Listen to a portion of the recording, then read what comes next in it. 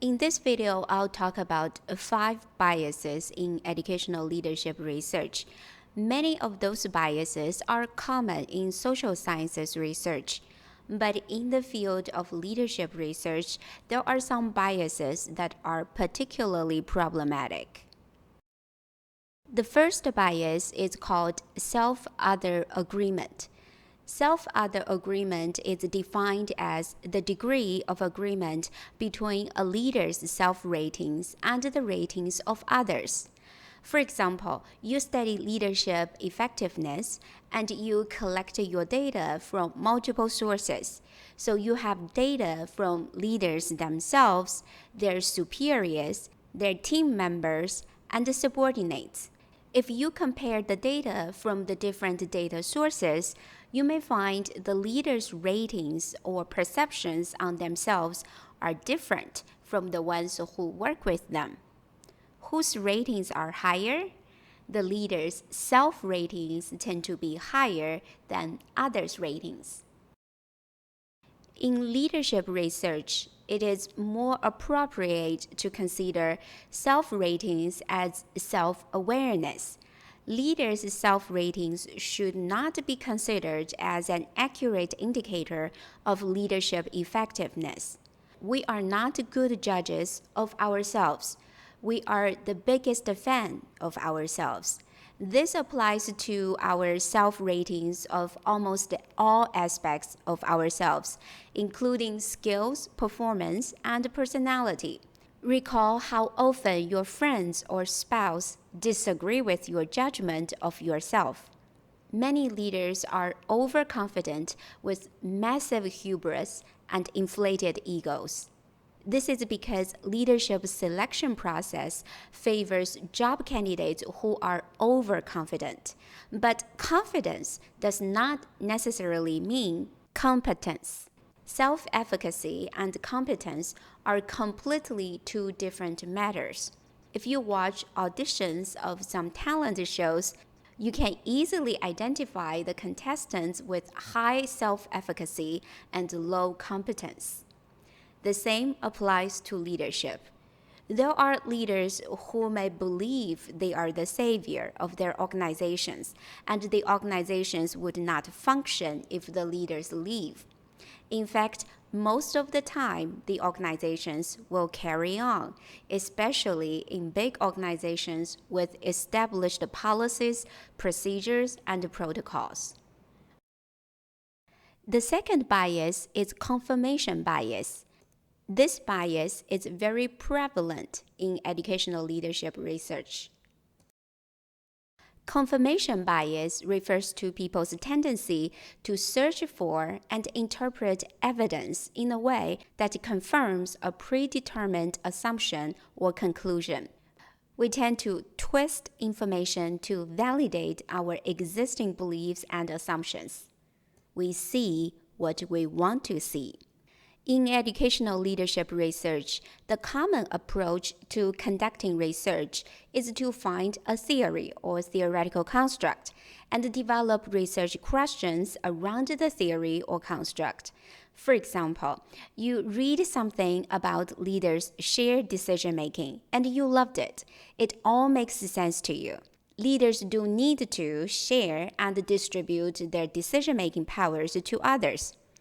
You then ask a research question like, to what extent does leaders' shared decision-making practices improve organizational performance, such as school performance in a state accountability system? To find the answer to this research question, you interview leaders and their superiors, team members, and subordinates, and find the evidence to support the relationship between shared decision-making and improved organizational performance. The confirmation bias in this example is self-evident. The researchers assumed that shared decision-making practices improved organizational performance. But in reality, there are conditions for shared decision-making to work in organizations. The researchers uncritically adopted the construct of shared decision-making without investigating the assumptions and conditions for a construct to work in organizational settings. In Herbert Simon's book titled Administrative Behavior, Simon pointed out that the outcome of employee participation in collective decision-making process is dependent on at least three factors. First, the employee's attitude towards the organization must be sufficiently positive. Imagine how employees feel when their past group decisions have always been overruled by their boss, even though their boss had the power to do so. The employees may feel their input didn't mean much because the boss would make his or her decision anyway. The employees may also feel their boss may be using the group decision to insulate himself or herself from liability. If the group decision goes well, the boss takes all the glory. If the group decision goes awry, the boss can say, "I was just following the will of the group." Second, for shared decision-making to work, employees need to have access to information and expertise needed for making a decision. It is an overburden and even a waste of employees' time to ask John or Lakeisha to a group decision-making meeting on transportation when their job has nothing to do with transportation and they have no expertise in transportation. Third, successful shared decision-making is dependent on how decisions are made in a group. Once a leader decides a group, instead of an individual should make a decision, the leader's task has changed from making individual decisions to developing decision-making rules and procedures that ensure the group makes wise decisions by using the group's collective wisdom. For example, leaders need to make sure that every group member has equal speaking time in group discussion to prevent one single vocal voice from dominating the group discussion. Leaders should also refrain from revealing their own preferences at the beginning of the shared decision-making process. For researchers to avoid confirmation bias, it's better to use conflicting evidence to guide your research rather than starting from a theoretical construct you like. The third bias in educational leadership research is social desirability bias. It refers to people's tendency to answer survey questions or interview questions in a manner that will be viewed favorably by others. For example, there is a saying, "Don't allow emotions to cloud your judgment." The assumption is that emotions are disruptive, causing leaders to make poor decisions. Many leaders claim their decisions are rational. How they feel doesn't undermine their decision quality.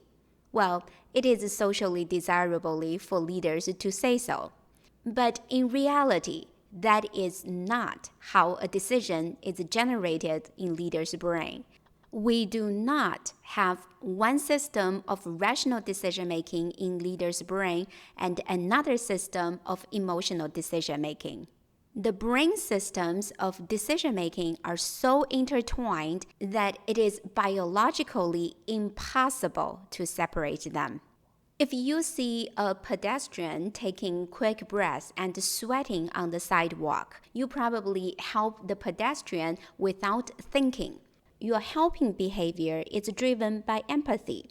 You feel the pedestrian's pain and have an urge to relieve his pain. Your decision to help is driven by the emotion of empathy. If you want to take the rational decision-making approach, you can do that, but it takes time for your brain to compute the cost and benefit, the pros and cons of helping the individual right in front of you. The more time it takes for you to think and to calculate the cost and benefit of helping the pedestrian, the less likely you are going to offer help. The fourth bias is outcome reporting bias. It refers to the tendency to report incomplete outcomes by omitting the outcomes that were actually collected. This censorship of reporting outcomes can lead to incomplete evidence. It may also mislead readers to reach potentially biased conclusions. Outcome reporting bias has been well documented in medicine. For example, researchers investigated the outcome reporting bias by examining the Federal Drug Administration's review of 12 antidepressant drugs approved by the FDA between 1987 to 2004. The researchers collected hard copies of statistical and medical reviews from colleagues who have obtained them from the Freedom of Information Act. The result was that the studies that FDA judged as positive were 12 times as likely to be published in a way that agreed with the FDA analysis as were studies with non-positive results according to the FDA. What are the consequences of outcome reporting bias? If readers only have access to the supporting evidence, how can readers make accurate evidence-based decisions when most of the published evidence is only one-sided? The outcome reporting bias is also present in education research. To examine the extent of outcome reporting bias in education research, researchers searched the dissertation database and identified dissertations on educational interventions for K-12 students. It turned out that non-significant outcomes were 30% more likely to go unreported from a published study than statistically significant ones. What are the consequences? Educators and educational leaders keep adopting new programs or interventions with often one-sided evidence. If the adopted intervention doesn't generate the expected outcome, then in a couple of years, there will be a new program.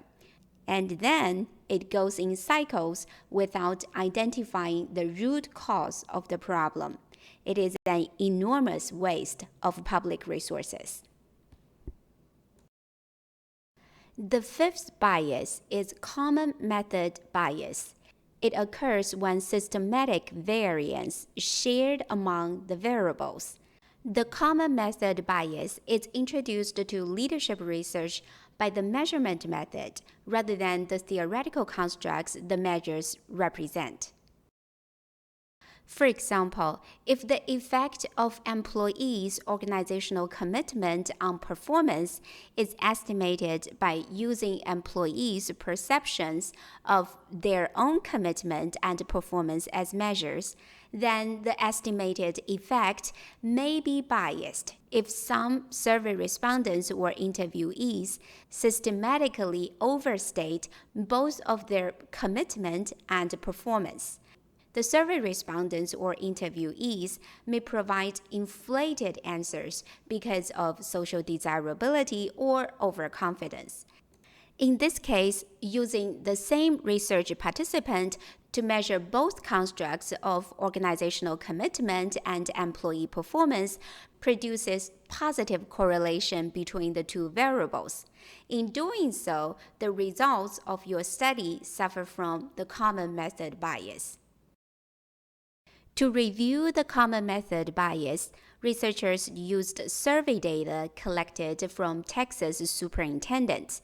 They estimated the effects of different leadership practices on organizational performance. The leadership practices include strategy, buffering the environment, diversity, and network management. The survey question on strategy included the statement like, "Our district is always among the first to adopt new ideas and practices." The survey question on buffering the environment included the statement like, "I strive to control those factors outside the school district that could have an effect on my organization." The survey question on diversity included the statement like, in my district, employees generally value ethnic and cultural differences. The survey question on network management included the statement like, how frequently do you meet with local business leaders? The subjective performance indicators were measured in the same survey. The researchers first got the results of the effects of those leadership practices on superintendents' subjective organizational performance. The researchers then compared the effect to the ones estimated by using the actual performance of the organizations. Their conclusion was that the empirical illustration shows that perceptual measures of organizational performance by organization members can and frequently do lead to spurious results in scholarly research. How to reduce the common method bias? The best approach is to use different methods or data sources to measure different dimensions of your construct. For example, you can use a survey to measure one variable and existing administrative data to measure another variable. Another approach is to increase your research participant motivation to answer questions correctly and precisely. To do so, you need to explain to your research participants why the questions are important, how they are used, and avoid the wording that elicits socially desirable answers. In this video, I introduced 5 biases in educational leadership research. They are self-other agreement, confirmation bias, social desirability bias, outcome reporting bias, and common method bias. Many biases are common in social sciences research. As you design your own research, do your best to reduce these biases in your own research. As you read other researchers' papers, be cautious about those biases as they influence how you use the reported evidence to inform your decision-making.